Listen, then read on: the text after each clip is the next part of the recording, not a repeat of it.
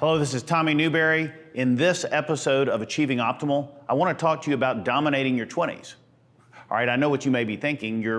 Maybe you're 40, maybe you're 50, maybe you're 30, so you can't dominate your 20s. So I want to tell you that I want to talk to you if you're in your 20s, or if you have loved ones, such as your children, who are in their 20s. See, for the last 28 years, so almost 30 years now, I have been coaching individuals, mainly entrepreneurs, to get to the next level financially without screwing up their faith, their family, and their health. And along the way, I started working with many children, many teenagers, many young adults on what it takes to succeed to make sure they have the right foundation for success. So one of the requests that I've gotten a lot over the last year is put together a program or develop some pointers or some ideas that will help my son or daughter start off fast in their 20s. And that's what this message is about. So if you've got a young adult or a just out of college child, then this message will help you help them. This message will help you coach them. Maybe you can get them to listen to this message directly. That would be even better.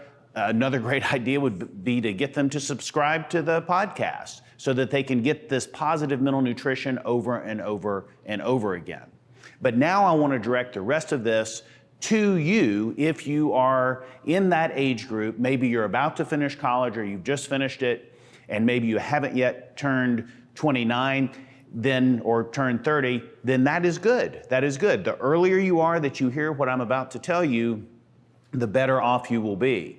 See, the 20s is a great decade of your life.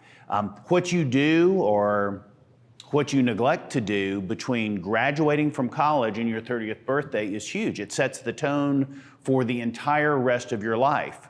Many people aren't told what I'm telling you now, which is I want you to avoid the mindset of the extended college mentality or the extended college lifestyle. Okay, so you're either about to finish college or you're out in the real world, and you want to start thinking like a totally responsible individual and have clear focus so that when you wake up and you're age 30 that you've accomplished what you want to accomplish. And there's so much noise out in our culture today that it's hard to understand up from down, east from west, truth from fiction. Everything's just all jumbled together. But here's a paradigm shift that I want you to make. I want you to think about your 20s, so age 20 to 29, as being your freshman decade.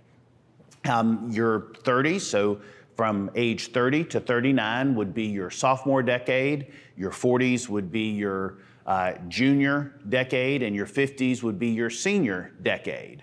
And it's a good metaphor. So, okay, you're in your freshman decade right now. What does that mean to you? Well, there's a lot gonna happen in this age range that could affect the rest of your life.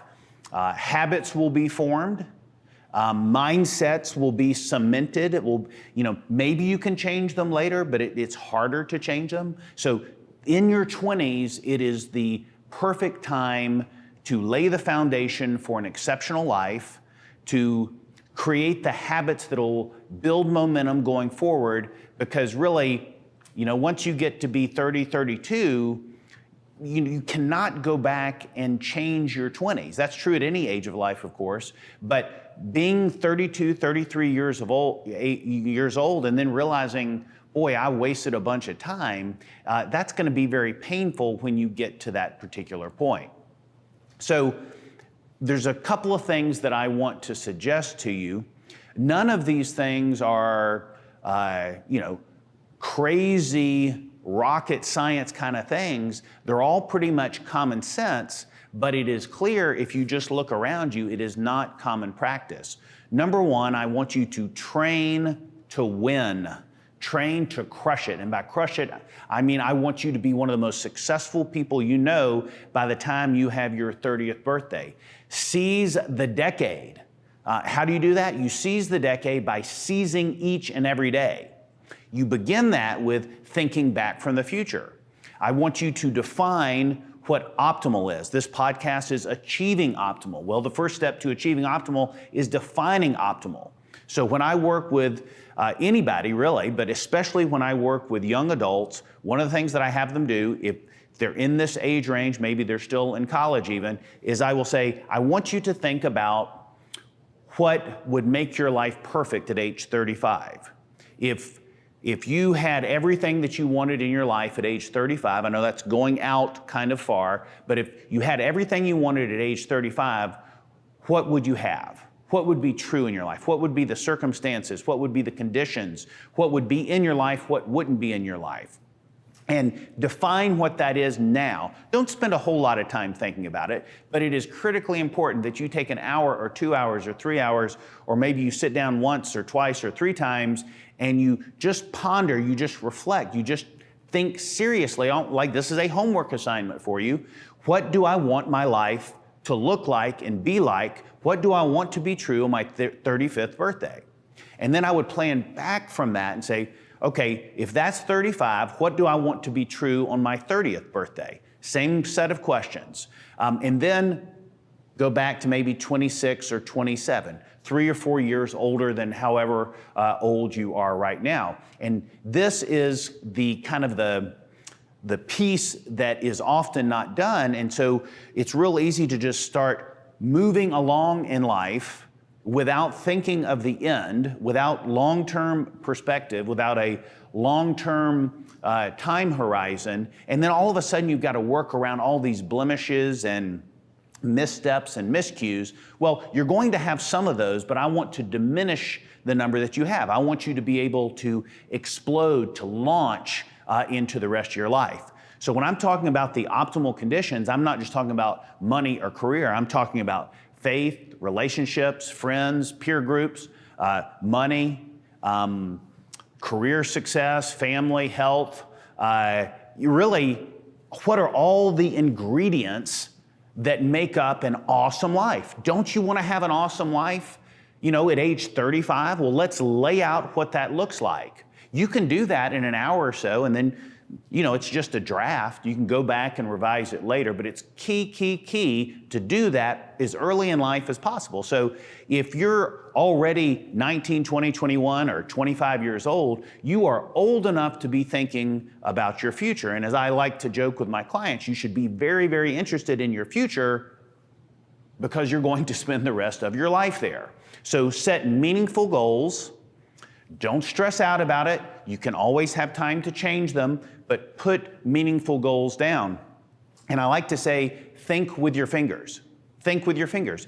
Either old-fashioned, pen, paper, write out the things that you want in your life, the things that you want to be true at age 35, and then at age 30, and then maybe at 26 or 27, or create a document and lay out what you want. Try to clarify what you want, relationally, financially, career, fitness, faith, adventure, fun, all of that.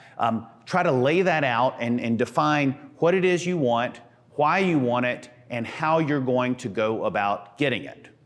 And then the next thing, so first thing was train to win. And that, if I said that a different way, I'd say get serious about success.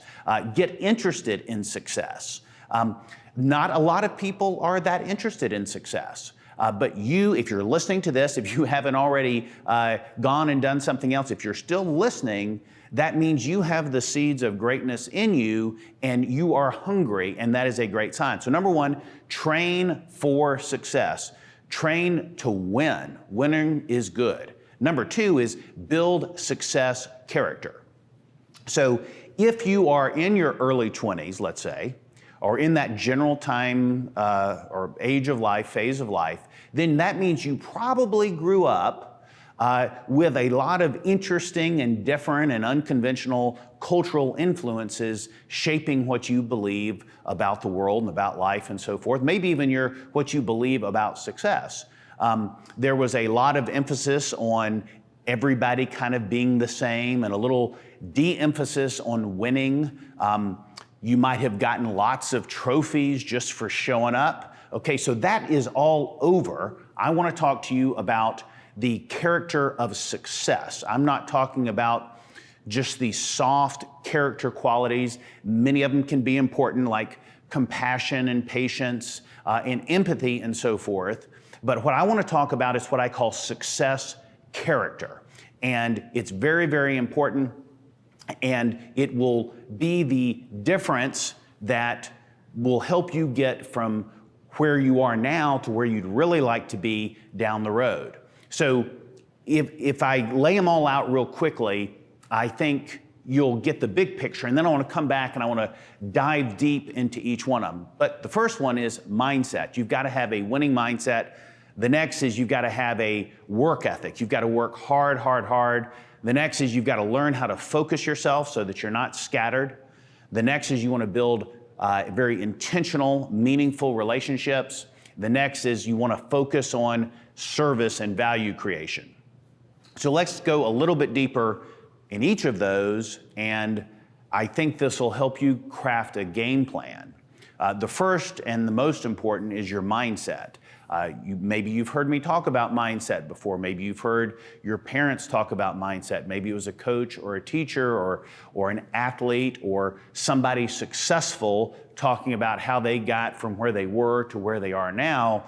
And it has a lot to do with what's going on up here between your ears. So mindset is several different things rolled into one. It begins with your outlook or your worldview.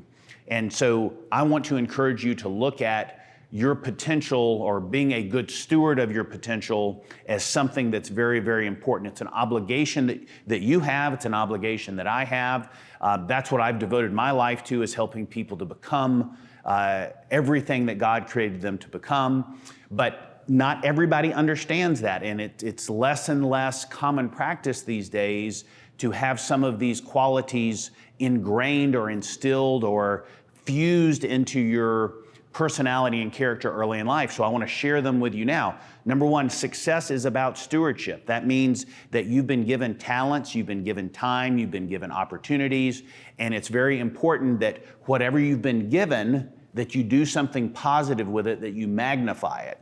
The next thing is to believe in abundance.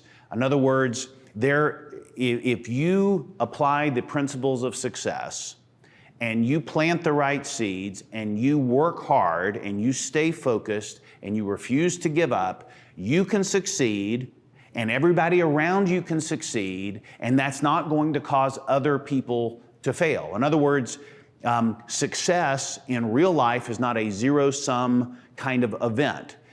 We can all succeed, maximize our full potential. We can all create additional prosperity for everybody around us. And that's called the abundance mentality. The negative side of that, the other side of the coin, which many people have today, is the poverty mindset or the scarcity mindset. And that is where they think that success is scarce. There's not enough to go around. If you win, then I lose. If you're more successful, then I'm less successful. If you earn more money, then I have to earn less money, and that kind of thing. That's all nonsense. Stay away from people that talk like that think like that. Don't listen to those people, don't watch those people. All right, so the next is success is a blessing. This is critical. Your success blesses others. I've probably said that phrase more than I've said anything else in my life just about. Your success blesses others. What this means is when you succeed, you create a ripple effect like jumping in a pool or throwing a rock in a pond. It creates this ripple that goes out far from you. For example, when somebody starts a business and the business does well, it creates jobs. And then some of those jobs, they pay increasing amounts of money over time as the company grows. And so those employees are able to buy a newer house. They're able to maybe go on better vacations. They're able to buy a nicer car. And of course, if they go on nicer vacations, they buy a better home or a nicer car, whatever it is, then they had to buy that from somebody else. So those other people's life increases and becomes more abundant, and then it just continues and continues and continues. So when you succeed, it's virtually impossible to succeed without taking other people with you, without creating multiple blessings. if I were somehow to go to a whiteboard, like I've got them here at the coaching center all over the place, and I were to diagram how a successful business owner, maybe your mom or dad, how they started a business and then created prosperity and abundance. I have seen wall-to-wall whiteboards, but I would never be able to adequately or sufficiently lay out the connectedness and the ripple effect that one successful entrepreneur creates in the economy, in the world, in the society, in their community. Is just staggering. So your success blesses others. I want you to reject the trending, what's in our society now, especially in your age group, this trending socialist mindset where there is the push for sameness, there's constant talk of how things are unfair. And I just want you to put that aside. That hasn't worked anywhere else in the world, but it keeps kind of popping back up like a disease that goes into remission, then every so often it bounces back up. And it's really a pervasive and caustic mindset. You got to stay away from it. It's pretty much like this. It's success or socialism. So stay away from that. Next is your self-image.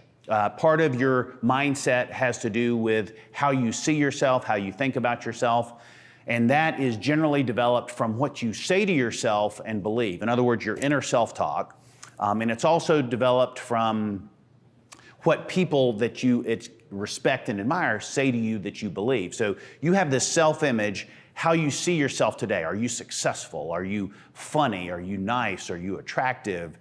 Do you have potential for greater success? Are you smart? All those kinds of things.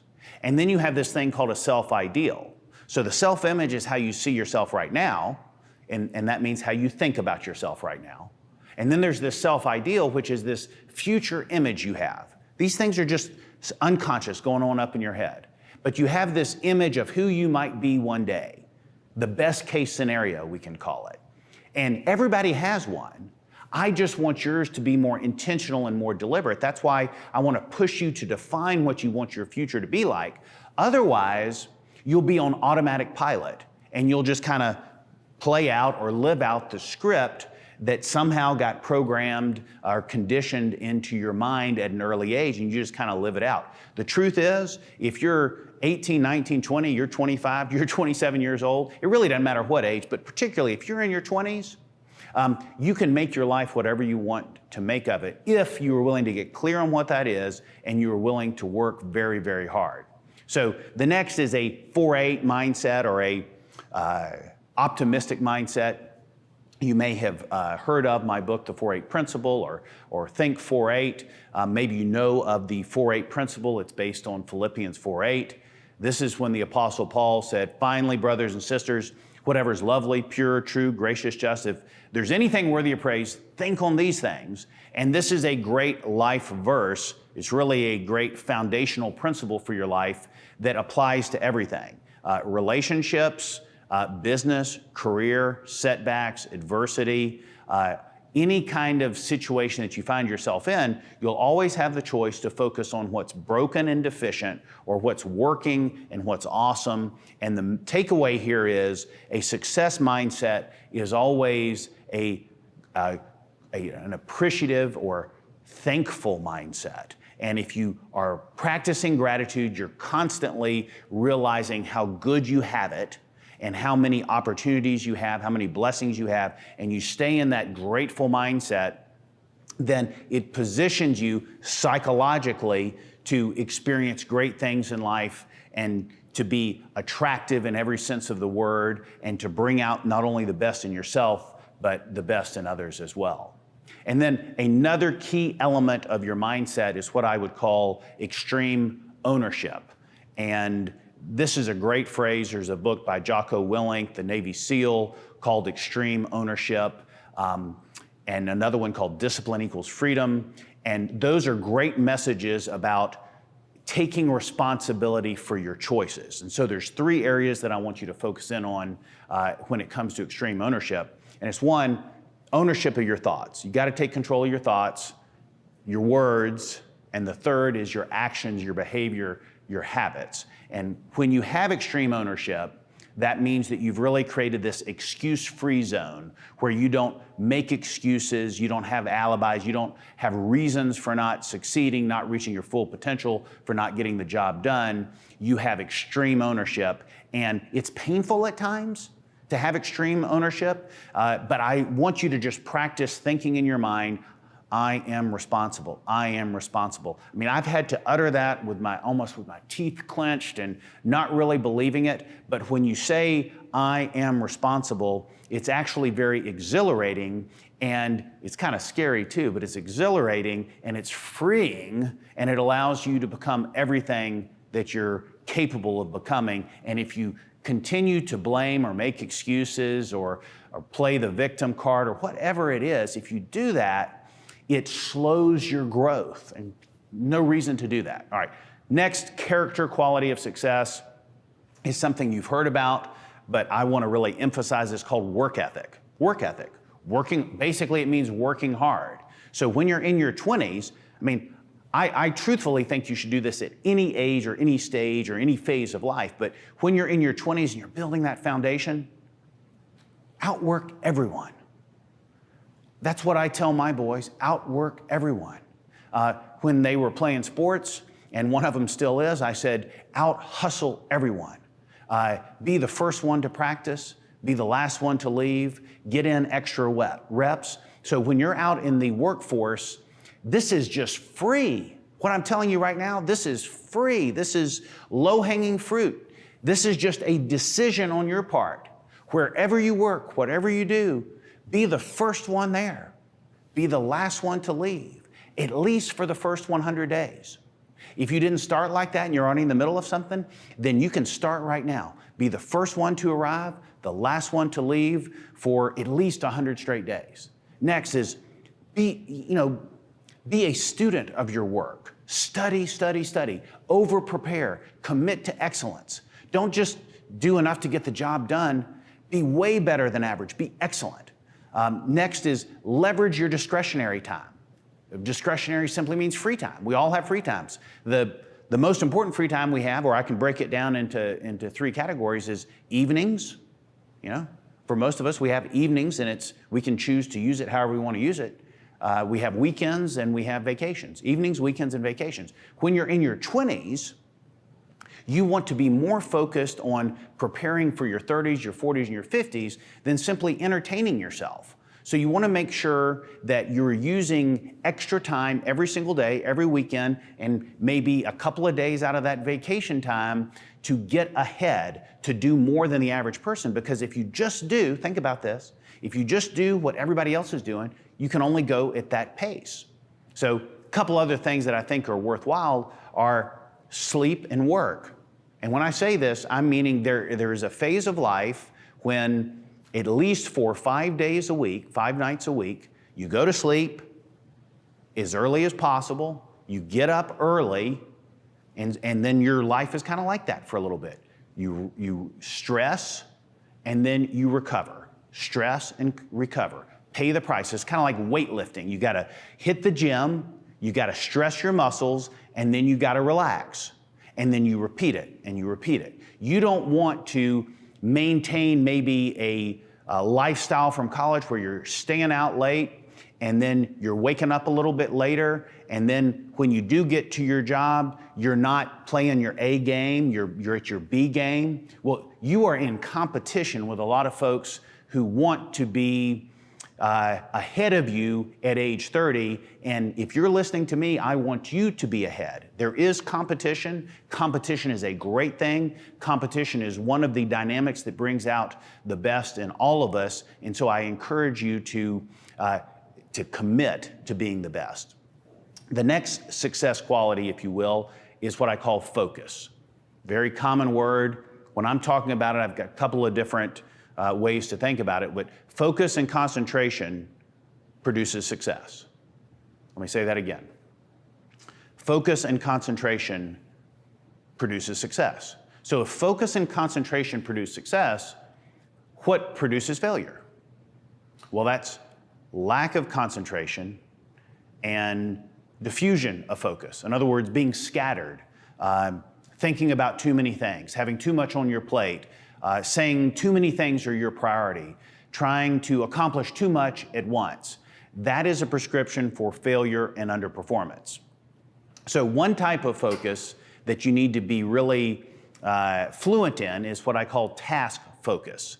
And the other is long-term or sustained focus. With task focus, that's like you're working on a project, you're working on a proposal, you're doing something and maybe you have 2 hours to get it done, and it needs to be done by the deadline, and it needs to be done with excellence. And so you can be real tempted to toggle back and forth between maybe social media or your phone and the task, or maybe you've got 3 or 4 tasks that you're working on and you toggle back and forth and you're kind of multitasking. Well, that can really lower the bar on what you're capable of accomplishing. So it's this single-minded focus that is not very prevalent today. It's not around a lot. You don't see it very much. But I want you, I'm giving you a hint, I'm giving you a clue for how you can stand out. I want you to develop single-minded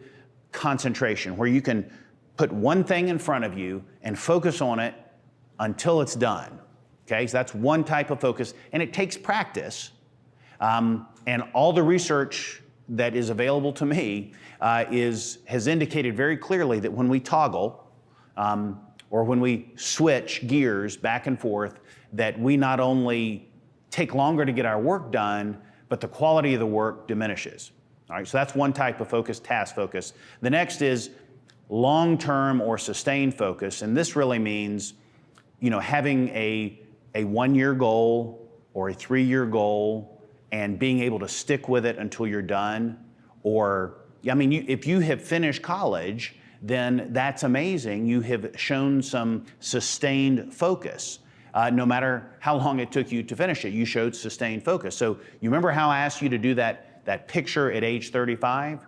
Well, that seems like a long way off now, but I'm telling you, it will go by really, really quickly.